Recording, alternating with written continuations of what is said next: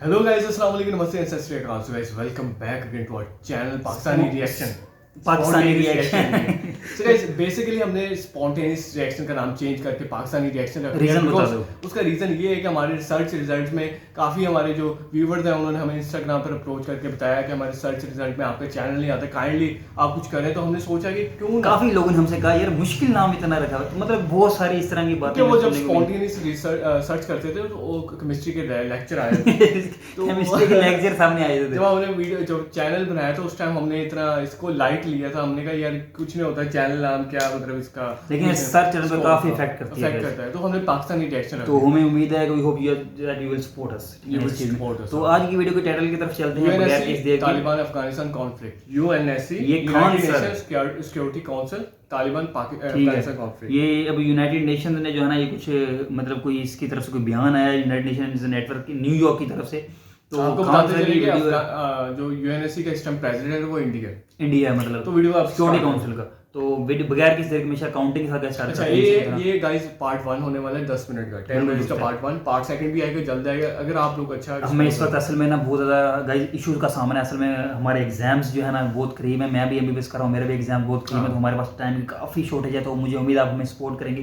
तो वीडियो जो बनेगी वो जबरदस्त बनेगी, वो जबरदस्त बनेगी, छोटी बनेगी लेकिन जबरदस्त बनेगी, ठीक है। ताकि हम तज्जिया दे सकें ना अपने। हमें उम्मीद है आपको ये पसंद आएगी, ठीक है। तो हमेशा की तरह काउंटिंग के साथ गाइस स्टार्ट करते हैं। 3 2 1 स्टार्ट। जय हिंद। देखिए, भारत को जब से यूएन सिक्योरिटी काउंसिल की अध्यक्षता मिली है वो क्या क्या स्टेप आगे बढ़ा है और सेंट्रल एशिया में पीस को लेके क्या आगे इंप्रूवमेंट हुआ है, इसको हम समझते हैं। ये इंटरनेशनल रिलेशन में एक बहुत इंपॉर्टेंट रोल करेगा। देखिए, यूएन जो होता है, यूनाइटेड नेशन ऑर्गेनाइजेशन, जब प्रथम विश्व युद्ध खत्म हुआ था तो रोकने के लिए बनाया गया था लीग ऑफ नेशन। उसने कहा था कि हम द्वितीय विश्व युद्ध नहीं होने देंगे। और जब द्वितीय विश्व युद्ध हो गया तो लीग ऑफ नेशन खत्म हो गया।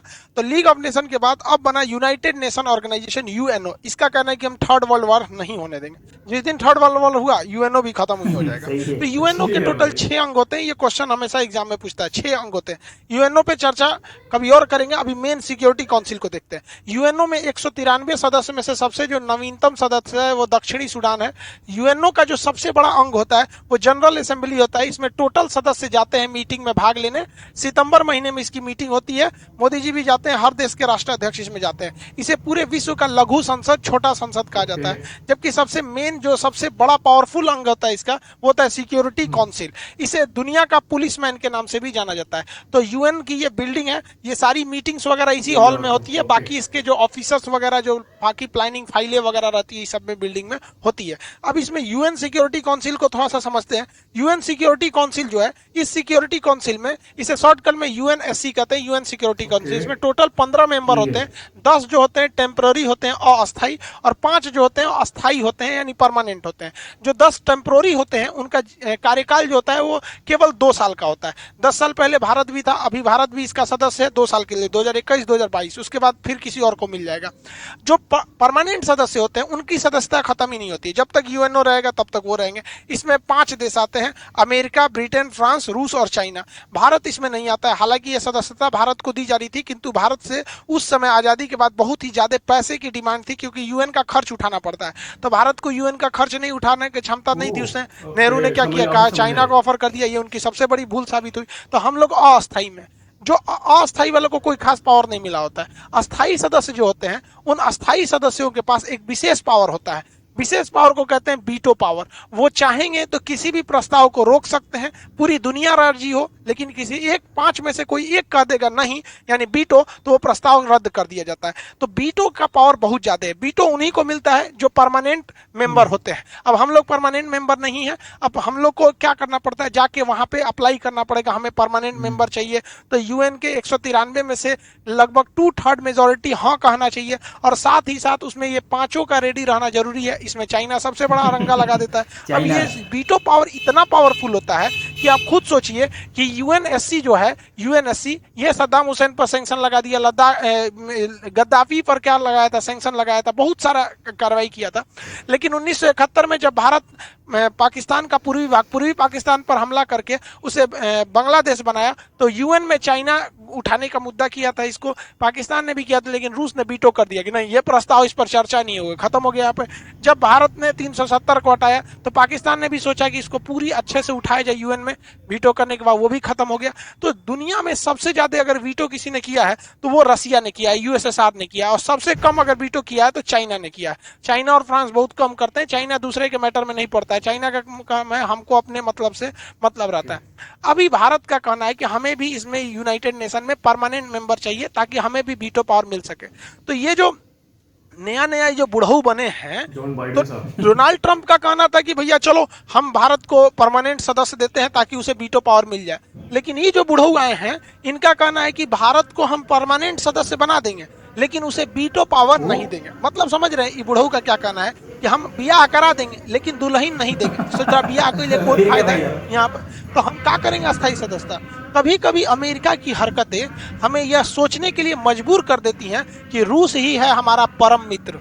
खैर हमें यह भी प्रस्ताव नहीं ठुकराना चाहिए, क्योंकि अगर हमारे पास परमानेंट सदस्य हो जाएंगे, वीटो पावर नहीं मिलेगा, तो कम से कम परमानेंट सदस्य होने के नाते हर मीटिंग में हम हमेशा बैठेंगे। तो ऐसा थोड़ी है कि 2 साल के लिए बैठेंगे उसके बाद नहीं बैठेंगे, हमेशा बैठेंगे, प्रभाव रहेगा, फिर धीरे धीरे कर लेंगे। क्योंकि हमारे पास देखिए वीटो हम लोग ले लेंगे पहले एक बार परमानेंट हो जाए, क्योंकि हमारे पास इसका अच्छा खासा एक्सपीरियंस है।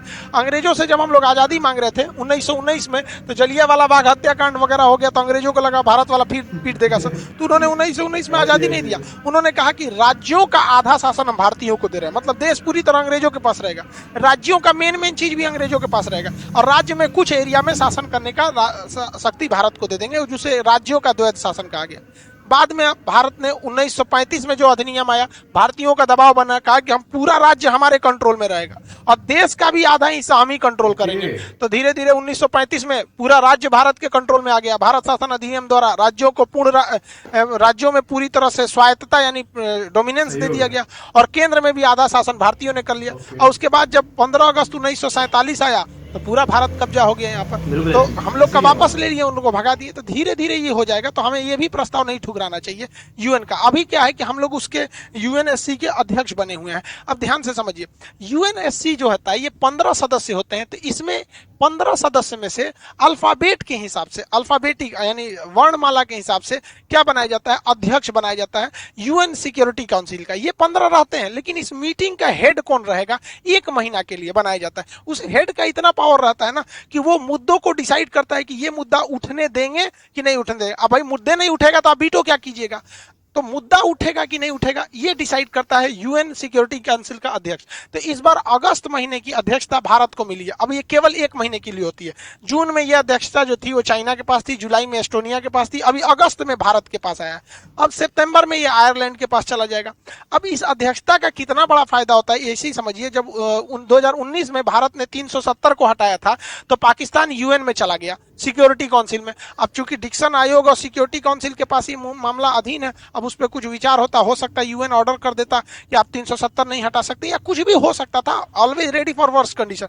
तो ये भैया आप किसके पास जाइएगा, इन 15 में से आपको सबसे पहले अध्यक्ष के पास जाना पड़ेगा, जो 1 महीने के लिए प्रेसिडेंट बनता है, जो चीफ बनता है उसका, कि भैया ये मुद्दा उठाइए तब चर्चा करेंगे। पोलैंड ने कहा भाग ससुरा, हमको नहीं पता कश्मीर उश्मीर का मैटर, तुम लोग हटाओ।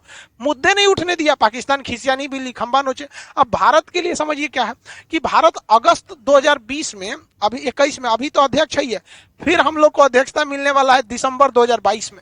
यानी अधूरा काम अभी निपटा देते हैं, अभी देखते हैं क्या क्या काम हुआ है, और एक काम आगे निपटा देंगे। अब सोचिए हम लोग टेम्पोररी 1 महीना के लिए हो रहे हैं तो कितना पावर है, जिसके पास वीटो पावर परमानेंट होगा उसके पास कितना पावर रहता होगा। हालांकि इसी साथ ही हम लोग 1 महीना के लिए यहाँ अध्यक्ष भी हैं और अस्थायी सदस्य भी हैं हम, क्योंकि ये जो होता है अस्थायी सदस्य, इसकी सदस्यता 2 साल के लिए होती है। तो इसी साल हम लोग बने हैं 2021 से 22, 2 साल तक हम लोग रहेंगे।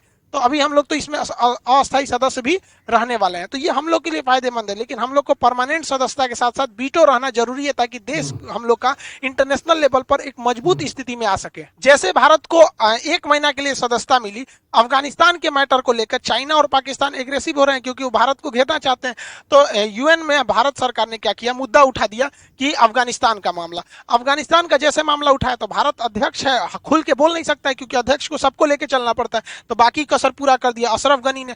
तो भारत ने एक प्रस्ताव पारित करा लिया और सारे देशों से ये राजी करा लिया वहां पर यूएन सिक्योरिटी काउंसिल में कि अगर तालिबान कब्जा भी कर लेता है अफगानिस्तान में तो उसे कोई देश मान्यता नहीं देगा। तो जो तालिबान सोच रहा है पॉलिटिकल मान्यता के लिए, अब वो उसको नहीं मिल पाएगा क्योंकि इस पर पूरी तरह से प्रेस रिलीज करके ऑफिशियली साइन भी कर दिया गया है इस पर। अब साइन इधर भी हो गया? इस बीच मीटिंग हो ही रही थी ताकि अफगानिस्तान ने भी मुद्दा उठा दिया कि तालिबान में अगर शांति चाहिए, अफगानिस्तान में अगर शांति चाहिए तो तालिबान को काउंटर करने के लिए पाकिस्तान पर बैन लगाना पड़ेगा। तो इन लोगों ने पाकिस्तान पर ट्रेड सैंक्शन थोपने चालू कर दिया है।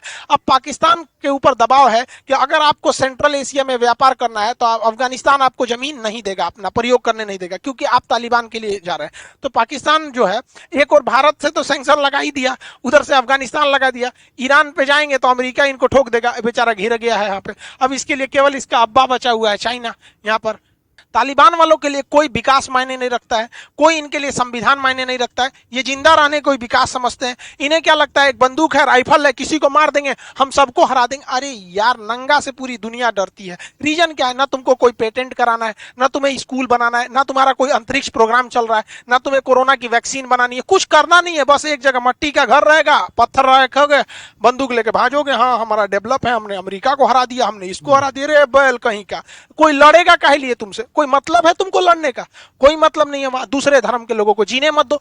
बताइए वहां थाला साहिब गुरुद्वारा था, ये गुरुद्वारा की इतनी पुरानी खासियत थी कि इसमें खुद गुरु नानक जी देव जी ने वहां अपने पैरों को रखा था, मतलब वहां गए थे। वहां से इन लोगों ने झंडा जो होता है निशान साहिब, तो सिख धर्म में एक्चुअली क्या होता है, हर पवित्र चीज के आगे साहिब लगाए जाते हैं। इवन हम लोग पटना में रहते हैं तो यहाँ 10वें गुरु जी का जन्मस्थली है, तो वहां पटना के उस एरिया को पटना साहिब कहा जाता है। तो ये उनके हिसाब से तो ये जो निशान लगाते हैं ना, निशान साहिब, इसको हटा दिया और तालिबान ने कहा हमने नहीं हटाया। अरे सुतुनाई चोट्टा कहीं का, तुमने नहीं हटाया तो कौन हटाएगा वहां? मतलब ये सब किसी को। अब बताइए वहां एक महिला कपड़े थोड़े से टाइट फिटिंग थे तो उसको गोली मार दिया। दुकान पे महिलाएं काम नहीं कर सकती हैं और ये लोग ससुर दिन बाद गोलियां चलाएंगे लोग। अफगानिस्तान की स्थिति को ये बर्बाद कर देंगे।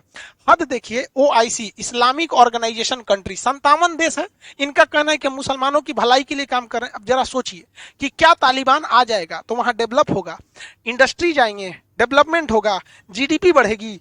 कुछ नहीं होगा। ये लोग उल्टा सीधा नियम लगाएंगे, लेकिन ये लोग चुप हैं। इन लोग को कब बोलना रहता है? केवल फिलिस्तीन के मैटर पे, और कोई तो इनको दिखता भी नहीं है यहाँ पर मैटर। यहाँ अब देखिए ये तालिबान वाले क्या करेंगे, सब हम लोग के ऊपर अटैक करेंगे। सर इंडिया के जितना पैसे इन्वेस्ट किया है उस पर अटैक करेंगे। हम लोग का क्या जाता है अफगानिस्तान में? अफगानिस्तान में हम लोगों ने सलमा डैम बनाया। अब ये सलमा डैम हरी नदी पर है, याद रखिएगा, ये करंट अफेयर में क्वेश्चन बन जाएगा, हरी नदी पर है। इस डैम को बनाने में $290 बिलियन का खर्चा, मिलियन डॉलर का खर्चा आया था, 2016 में इसे बनाया गया। अब तालिबान इस डैम पर हमला करना चाहता है। उस घोंचू को यह नहीं पता है कि इस डैम पर अगर हमला करेगा, इस डैम टूटेगा तो क्या हाल होगा। इस डैम से कितना फायदा आप सोचिए। इस डैम से 640 क्यूबिक मीटर पानी मिलता है पीने के लिए। वहां पर अफगानिस्तान में पानी, भूखमरी, ये सब की बहुत बड़ी समस्या, पथरीला जगह। खेती के लिए 2 लाख हेक्टेयर जमीन को खेती के लिए उपजाऊ बनाया जाता है, जिससे कि वहां के लोगों को अनाज मिलता है। ये बैल बांध तोड़ देंगे सब, 2 लाख हेक्टेयर जमीन से खेती खत्म हो जाएगी, अनाज नहीं मिलेगा उन लोग को। बिजली मिलती है 48 मेगावाट का, अफगानिस्तान के लोगों की बिजली चली जाएगी। बाढ़ का जो संकट आएगा, अलग संकट आएगा। लेकिन इनको क्या समझ में आता है? इनको तो धुन सवार है, हम ही जीतेंगे। अरे यार So guys, यहाँ पर पार्ट 1 होता है। मेन बातें यहाँ पे एंड हो ही चुकी हैं, जो मतलब कवरेज थी खान सर की वीडियो की, तो इस पे अब डिस्कशन कर लेते हैं। मतलब खान सर ने बिल्कुल सही, मतलब तालिबान को तो बाद में उठाते हैं, पहले UNSC का temporary members and veto members. मतलब इस वक्त जो है इंडिया ने एक तो मतलब फायदा उठाया अपने प्रेसिडेंट होने का, कि जो इशू था ये अफगानिस्तान के हक में इन्होंने जो है इशू उठा दिया है। जो तालिबान का मतलब जो अफगानिस्तान गवर्नमेंट चाहती थी, इन्होंने इंडिया से कहा था यार हमारा जो इशू है इसको UN में उठाया जाए। तो ये काफ़ी ईजी था इंडिया के लिए, क्योंकि इस वक्त इंडिया प्रेसिडेंटशिप के अंदर है, अगस्त के पूरे महीने में रहेगा। तो वो जो चाहे जो है जिस मुद्दे को चाहे उठा सकता है, जिस मुद्दे को चाहे फेंक सकता है, उठाएगा नहीं। So 1 मंथ के लिए आपको फिर दोबारा रिमाइंड करवाता चलूं कि अगस्त 1 मंथ के लिए इंडिया प्रेसिडेंट बन चुका है। उसमें पाकिस्तान ने भी अपनी जो है ना डिमांड की थी, हमें भी इस मीटिंग में बुलाया जाए जो अफगानिस्तान से रिलेटेड है, तो इसमें इंडिया ने इसको रद्द कर दिया कि हम आपको नहीं बुलाएंगे, क्योंकि इंडिया के पास पावर इस वक्त है, वो मतलब प्रेसिडेंट है, तो वो उसकी मतलब उसकी मर्जी है, वो जो करना चाहे वो कर सकती है इस वक्त, ठीक है ना। तो इसके बाद फिर बात करते हैं अमेरिका के जो प्रेसिडेंट, वहाँ की बात दुरुस्त है कि जो सबसे अच्छा रिलेशनशिप जो इंडिया का आज तक साबित हुआ है वो रशिया के साथ ही साबित हुआ है। साबित हुआ है। अब अमेरिका भी देखें, जो बाइडेन कह रहा है कि हम आपको प्रेसिडेंट ये जो है ना मेंबर जरूर बना सकते हैं, but permanent member veto power नहीं आपको देंगे। परमानेंट मेंबर बना देंगे लेकिन वीटो पावर नहीं देंगे। लेकिन ये मतलब एक गलत हरकत मुझे नजर आ रही है कि अगर परमानेंट मेंबर बनाना है तो वीटो पावर भी दें, अगर नहीं देनी तो फिर ना बनाएं। एक सिंपल सी बात है, ये अजीब सी बात। लेकिन खान सर ने भी समझदारी की बात की कि आपको घुस जाना चाहिए एक बार, बाद की आपकी बात बाद में है, मतलब आप बाद में वीटो ले मिल जाएगा, एक बार घुस जरूर जाए। एक जो मौका मिला अगर अमेरिका ने ऑफर किया तो इसको अवेल कर लेना चाहिए इंडिया को ना। तो ये मतलब इनकी बात उस टाइम पैसों की वजह से इन्होंने वीटो पावर नहीं ली। यार एक बाद में नई टेम्परेरी इन्फॉर्मेशन हमें मिली है, ये हमें नहीं पता था कि इंडिया को पहले ये ऑफर हो चुकी थी और सिर्फ पैसों की वजह से जो है मतलब कमी थी उस वक्त में, तो इंडिया नहीं जा सका। अगर चला जाता तो मैं कहता हूँ वीटो पावर इंडिया के पास भी होती। अच्छा, इस अगस्त महीने के बाद दिसंबर 2022 में दोबारा ये पावर आएगी इंडिया के पास, तो ये अधूरा काम वहां जाकर उस मंथ में पूरा कर सकेंगे। बाकी जो है अफगानिस्तान की सिचुएशन में यार हम पहले से भी बातें करते आ रहे हैं। ट्रेडिंग का इन्होंने बात की है कि अफगानिस्तान से ट्रेडिंग बंद हो जाएगी, इंडिया से तो पहले ही बंद हो चुकी है। ये बंद होगी अगर अफगानिस्तान गवर्नमेंट ही रहे, ये उनका कहना था। मतलब बात यह है कि पाकिस्तान चाह इसलिए रहा, पाकिस्तान की विश इसलिए कि तालिबान जो है ना कंट्रोल कर लें, ताकि हमारे लिए काफ़ी इजी हो जाए ट्रेड करना दूसरी कंट्रीज के साथ भी और अफगानिस्तान के साथ रिलेशन भी अच्छे हो जाए। लेकिन इनकी बात बिल्कुल दुरुस्त है, ये कोई कन्फर्म नहीं है। हमने पहले भी अपना पॉइंट ऑफ व्यू दिया था, जो पाकिस्तानी गवर्नमेंट सोच रही है हो सकता है उसे बिल्कुल ऑपोजिट हो जाए, ठीक है ना। मतलब तालिबान ही पाकिस्तान गवर्नमेंट को मिडिल फिंगर दिखा दें और पाकिस्तान की जो गवर्नमेंट है, जो अदारे हैं, वो ऐसे जो है ना सर पकड़ के बैठ जाए, ये क्या हो गया, ये क्या गलती होगी हमसे, ठीक है। कुछ भी हो सकता है क्योंकि वो किसी के सके नहीं है यार, उनके कोई रूल्स नहीं है, कोई लॉज नहीं है यार। वो मैं सुन के हैरान हूँ कि एक औरत को गोली मार दी उन्होंने, सिर्फ मतलब वो कुछ इशू था उसके मतलब ड्रेसिंग का, उसको गोली मार दी। और जो ये बात बिल्कुल मैं कहता हूँ कोल्डम स्ट्रॉन्गली करनी चाहिए, तो ये हरकत। और दूसरी ये जो गुरुद्वारे के साथ मतलब जो अदर माइनॉरिटीज के साथ जो ये ऐसा नहीं होना चाहिए। पाकिस्तान के अंदर भी हमने वीडियोस बनाई थी, मैंने आपको बताया, हमने स्ट्रॉन्गली कंडेम किया था उसको भी, ठीक है ना। मंदिर में अटैक हुआ हमारे एरिया के अंदर, हमने उसको स्ट्रॉन्गली कंडेम किया, हमने उस पर वीडियो भी बनाई, आप जरूर जाकर देखिए। हमने अपना गुस्से का इजहार उस पर जरूर किया। और दूसरी बात जो है ये जो मतलब गुरुद्वारे की अफगानिस्तान के अंदर ये सिचुएशन अगर क्रिएट हो जाएगी तो वहाँ पे स्टेबिलिटी बिल्कुल नहीं आ सकेगी, नहीं आएगी। कोई इन्वेस्टर्स वहाँ पे नहीं आएंगे, कोई मतलब आपसे दुनिया ताल्लुक नहीं रखेगी अगर आपने इस तरह की हरकतें जारी रखी। और सबसे बेहुदा मतलब हरकत मुझे लग रही है जो डैम के पीछे पड़े हैं यार। डैम तो लाखों लोगों का रोजगार का जरिया है। देखो ना, अनाज वगैरह के लिए पानी चाहिए होता है तो वो डैम प्रोवाइड कर रहा है। अफगानिस्तान की जमीन पानी प्रोवाइड नहीं कर सकती सर, बिजली बंजर है, बंजर जमीन है, इतना खुश्क इलाका है कि उसको नीचे जाकर भी बोर करना पड़ता है, उसके भी बड़े खासे पैसे लग जाते हैं। तो बिजली आपको इलेक्ट्रिसिटी प्रोवाइड कर रहा है, वो इलेक्ट्रिसिटी तक प्रोवाइड कर रहा है वो डैम। तो आप मतलब ये बेहुदा मेरे ख्याल से हरकत होगी। पानी बहुत प्योर पानी बहुत महंगा है अफगानिस्तान के अंदर, because just like Saudi Arabia, ये खुद का पानी इनका बहुत कम है ज़ेर ज़मीन।